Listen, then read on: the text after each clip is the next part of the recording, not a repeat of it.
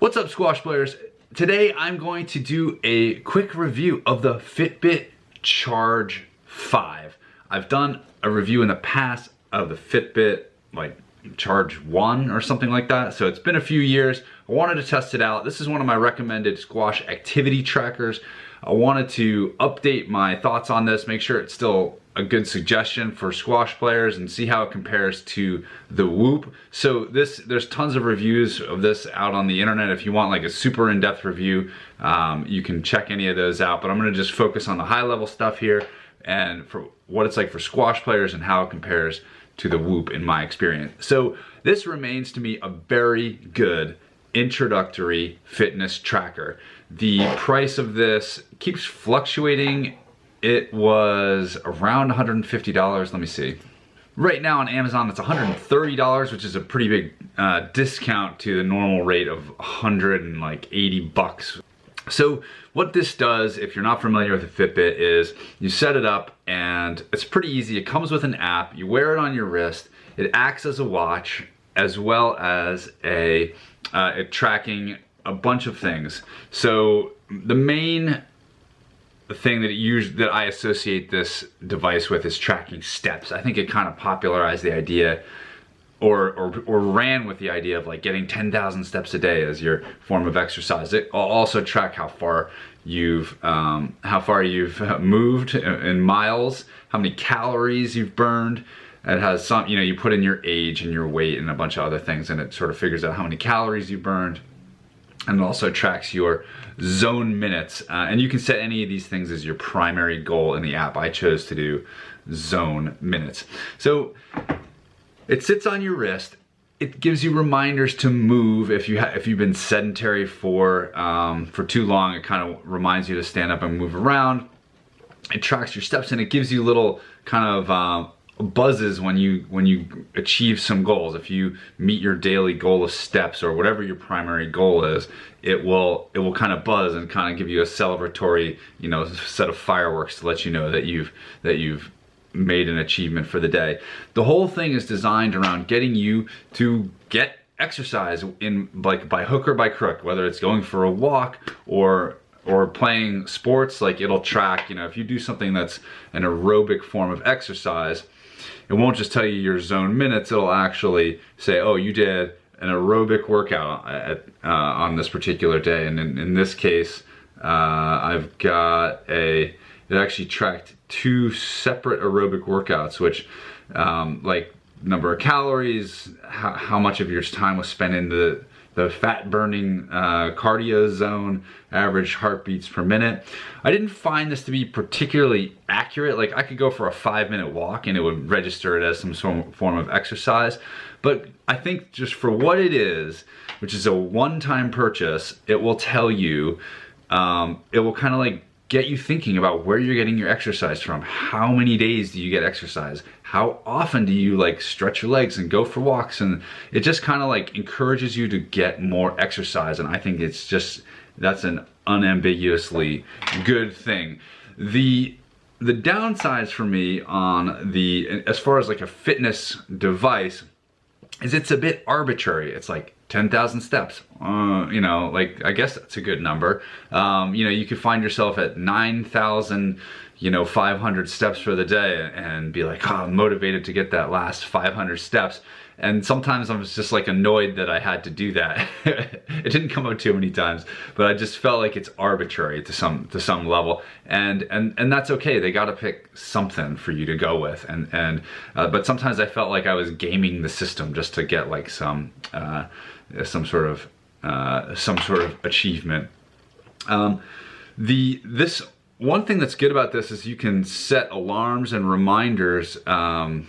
Or not reminders, but you can set alarms right from the device. So if you want to take a nap or whatever and you just want to set it for 30 minutes, you can do it right from the screen. It's a touchscreen device. You can tab through the pages.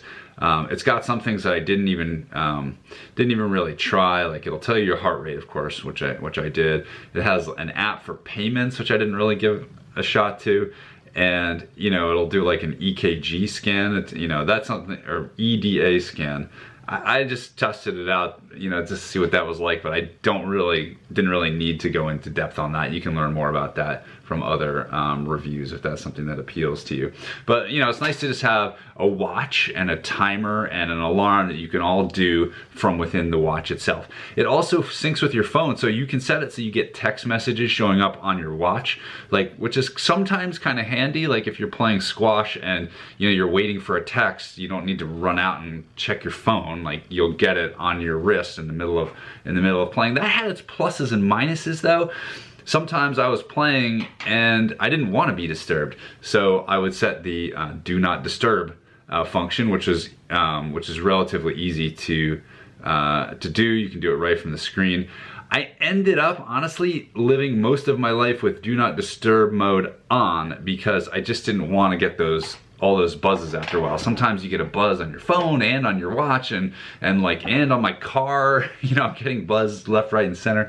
I ended up rolling with the do not disturb on most of the time, but there are circumstances where it's useful. Like maybe there's an important work call or text that you're waiting for or something, and this can be kind of handy. What else? And you can turn a sleep mode on also, so that when you're sleeping you don't get those alarms. You can do it by a schedule, or you can do it from the app, from the watch face itself. Speaking of those buzzes, it loves to tell you that you made an achievement, like 30 minutes of active zone exercise or something like that. I did not find a way to turn that off. Even with do not disturb mode on, those buzzes would still buzz. So like if you're playing a squash match and it's gonna be an hour or an hour and a half, like just once in a while you'll just expect to get this buzz on your wrist that I could not figure out how to turn off, which I kind of wish like I didn't need to know that was like, you know, the 30 minutes of exercise or whatever. I'm like, I know, I'm in the middle of a match here. Like, we can talk about this later. Maybe there's a way to do that, but I wasn't able to figure it out in kind of 20 minutes of Googling it and fiddling around in all the settings pages. The battery life on this was really good. I found that I charged it, I think like, it took 9 days in my test to actually need a charge, which compared to the Whoop, which I'm going to talk about in a second, is much better. So this thing is very energy efficient as far as these things go. I think it was 9 days. It was something like that. That's very good in my opinion. There is now an option called Fitbit Premium, which is a subscription fee, and I paid, or no, I think I signed up for a free trial of this. Let me see what the recurring cost is. $80 a year for Fitbit Premium. It gives you a few things. It gives you something called the daily readiness score, which I think is their way of competing with Whoop, which is very much focused around giving you a recovery score. It's like a cornerstone of the Whoop concept. I have a whole separate review of the Whoop, by the way, but that's one of the things that it does well. It tells you like, here's how rested you are. And I think Fitbit's trying to get into that by having this premium concept. That's how you unlock the readiness score. And I found that to be pretty helpful. Some days it was different from my Whoop score, and some days it was very similar. It felt like a lot more keyed into how much exercise I had done the previous day rather than necessarily how my body was responding. But clearly the score was in part based on heart rate variability, which is one of the factors that it tracks, and also that the Whoop tracks. So, you know, at some level I'm like, okay, some days I got the same kind of, you're recovered. I got the same thing from both watches. I was wearing them at the same time. And other days it varied, and I couldn't really tell, you know, which one was more accurate. I will say that you gotta like hunt and peck to find your recovery score. Well, it's not that hard. It's just in the front of the app. Let's see where it showed here. It says right up top, you know, maybe you can't see it, but it just says 30 readiness, good score. Okay, you know, and you can go back and see how good your score was. It talks about how much activity you did, which is I think the prior day, how much sleep you got, and your heart rate variability. So it's there, but you have to like go into the app to get that, to see how good your recovery was, as opposed to so like, in other words, the Fitbit is like constantly pinging you with updates throughout the day of how you're doing. Did you get up and walk? How much exercise did you do? Did you just get to 30 minutes? Did you just get to 10,000 steps? Whatever the case may be. But like the readiness thing was something you needed to go look in the app for. Whereas I feel like with the Whoop, it's more like it pings you with your recovery score first and major chunks of exercise that you do second. And so it's got, the Whoop has fewer kind of alerts, but they're more sort of more, in my opinion, more meaningful updates and less arbitrary, like reaching 10,000 steps. The band on the Fitbit was pretty comfortable. It's this sort of soft plastic material. It's not as comfortable as the Whoop kind of fabric band, but it was still pretty good. I did need to take it off, you know, especially when I showered. I would, it can go in the shower. It's water resistant, not for like scuba diving, but like I think you can take a swim in it. However, the screen will react to the water of the shower. You can put on, what is it called? Water lock, in order to avoid it kind of wigging out in the shower, which I used many times. But also I would just use that opportunity to remove it from my wrist and wash it and wash my wrist. And I felt that it was quite comfortable, but I still needed a little rest from it once in a while, as compared to the Whoop, which I pretty much have on 24/7. The watch itself has multiple watch faces, so you can customize it. I picked, whoops, I just did the water lock there. Okay, we're unlocked. You have to tap it really hard to unlock it. I picked the simple watch face, but there are lots of different options if you want to customize it. I did find that, you know, it's supposed to turn off automatically, so to save battery life. You can see there it only stays on for a few seconds. If you want to look at the time, and you can just sort of bring your wrist up, and you will usually, let's see if I can get it to go. Yeah, there you go. It'll come up. But sometimes I found this with the previous Fitbit too. I didn't want to necessarily to see the time always be like, oh, and get it to like use the accelerometer to wake up. Sometimes you just want to check the time a little discreetly, so that's something that I still find a little annoying about the Fitbit. But it has to do that in order. Well, you can have the watch face on all the time. I didn't try that. Maybe it would have been fine, but the concept is it saves battery life if the watch face isn't always on. So, and also you don't have to do this. You can also just kind of double tap it, and it will wake up. So there's a lot of ways to do it. It's something that irks me a little bit, maybe more than it should. One thing I forgot to tell you about Fitbit Premium, I didn't try this, but inside the app, it's not just a readiness score. There's also other things that you get, such as advanced sleep analytics, and what else was there? Video workouts. So like you can get, there's like little workouts, you know, 17-minute core workout that you can just pull up, and sometimes it'll actually suggest like, oh, your recovery, or whatever they call it, your daily readiness score was low. Maybe you want to do something like a little easier. Here's like a quick workout you can do within the app, or you know, using the app to kind of meet that need. So that was nice. That was nice. What else have I forgotten to tell you? The app's kind of constantly pinging you with. It's like the watch itself. The app is also kind of like a little bit up in your grill.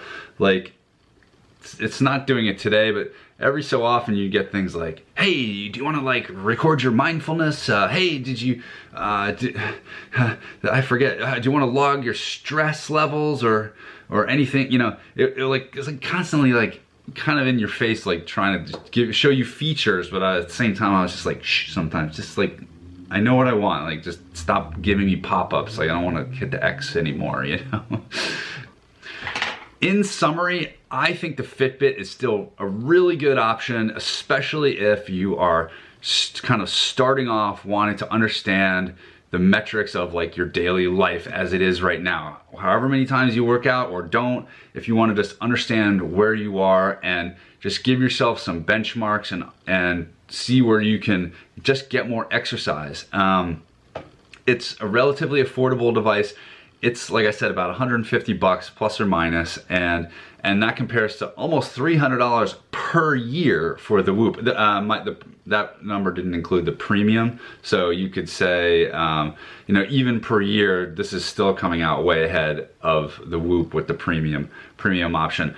The reasons to maybe upgrade to the Whoop are if you're more like a person who's going to exercise every day, or you know, 5, 6, 7 days a week, or you're like a serious athlete, you know, in training. Like, I would start there. If you're a serious athlete, or someone who's like me, who just really likes to just get daily exercise, I feel like the Whoop is a lot more focused in terms of telling you how you recovered and how your workouts were, and it cuts out a lot of the excess noise, and it really helps you focus on it. And it's a lot more, it presents that information to me in a way where I feel like I can understand how I did, and it also helps shape my behavior in terms of going to bed earlier and drinking less alcohol, like things that it'll help you track the things that are improving your performance, like going to bed earlier, and hurting them,